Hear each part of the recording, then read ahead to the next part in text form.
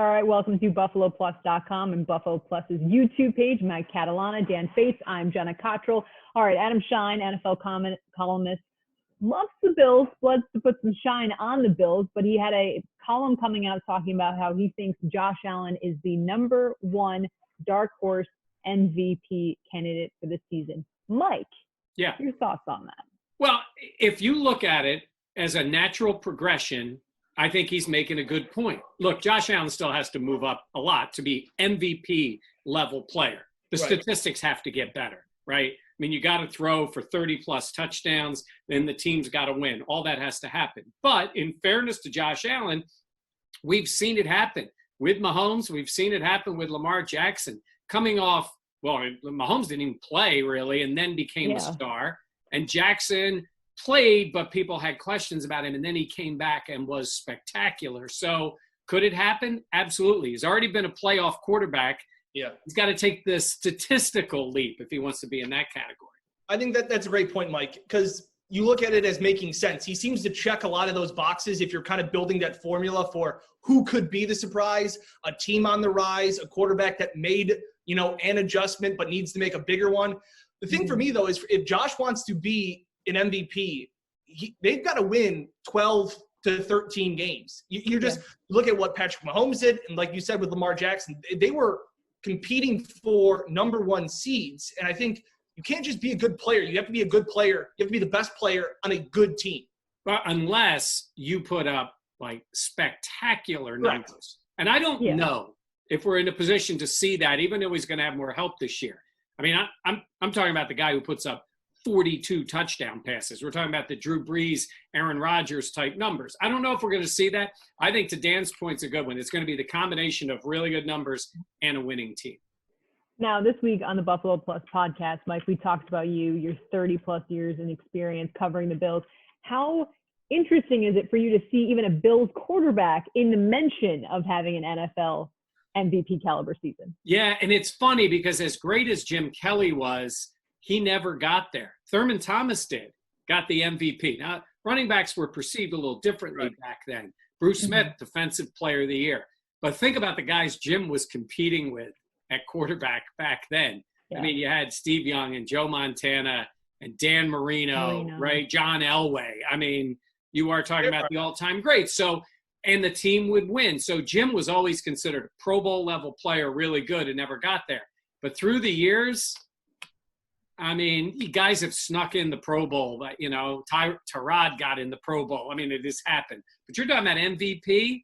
I think it's nice that he's even gotten that thought. And there's going to be people who laugh. They're going to go, are you kidding me?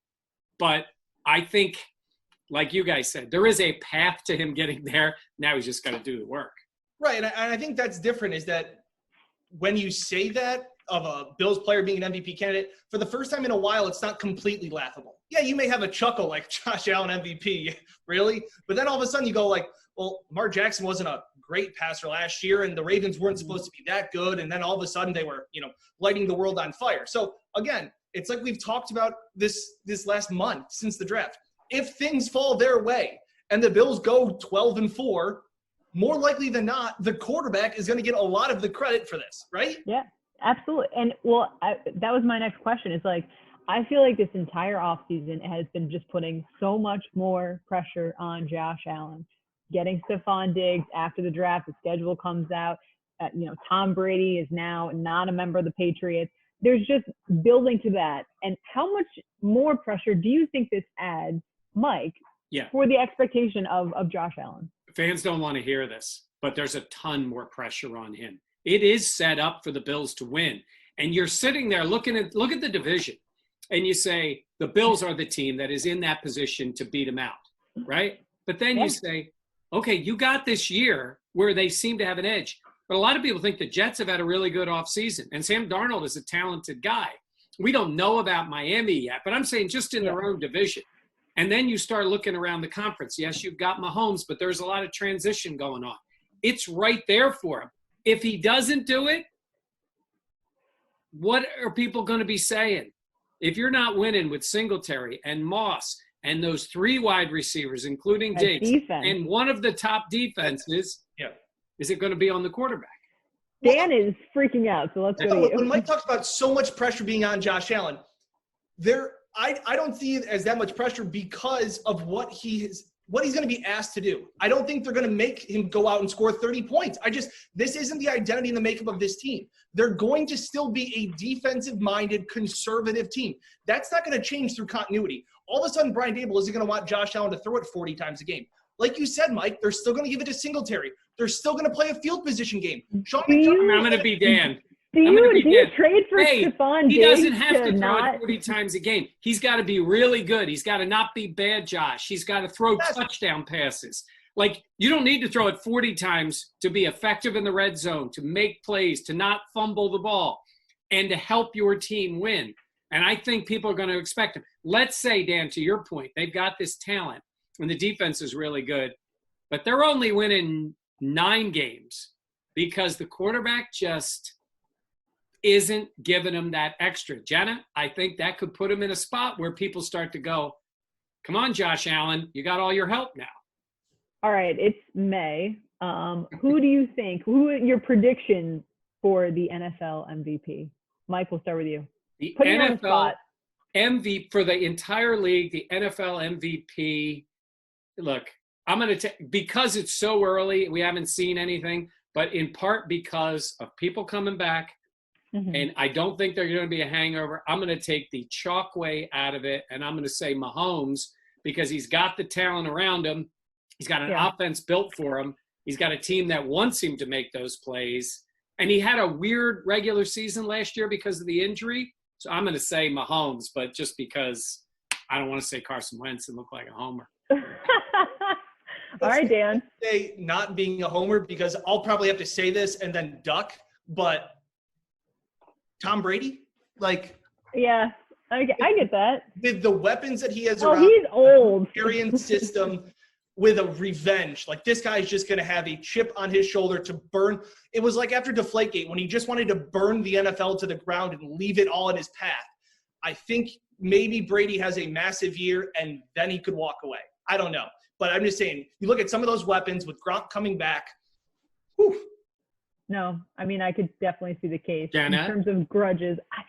You got to go. You can't put us on the spot and then just be like, well, I was going to take Brady, but you took mine. Let me think. So fast. I'm going to go Russell Wilson. I think we know who he is. We know the type of talent he is. We know how far he's brought the Seahawks. I think he had a great season last year. I think, I would like to see, now, I know Bills fans want to see Josh Allen, but I could see Russell Wilson being a player finally getting that type of attention in terms of that award. You guys are going to laugh when I say this. You're going to be mad at me when I say this because you're going to think I'm making something up. But Dak Prescott has a chance because I think the Cowboys can win some games and they're going to need to score a lot of points. And they've got a lot of offense. So if Prescott comes back, say he's on that franchise tag, I think you're always motivated. But he could put up, with that offense, he could put up a lot of points. And they could win. I mean, they certainly can win the division. You all right, Mike?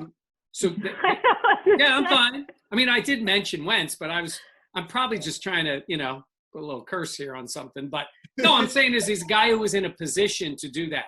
He's already known. He's already on people's radar. And they're going to need to score. So for a quarterback who could put up a lot of points. And it's funny, one last one that I thought would, seeing him play in person, I think changed my mind a lot. Deshaun Watson should win an MVP award, but Bill O'Brien will just ruin him and ruin the rest of the roster like he always will. But Deshaun Watson is going, is top 3 quarterback in the league right now. What about Baker Mayfield?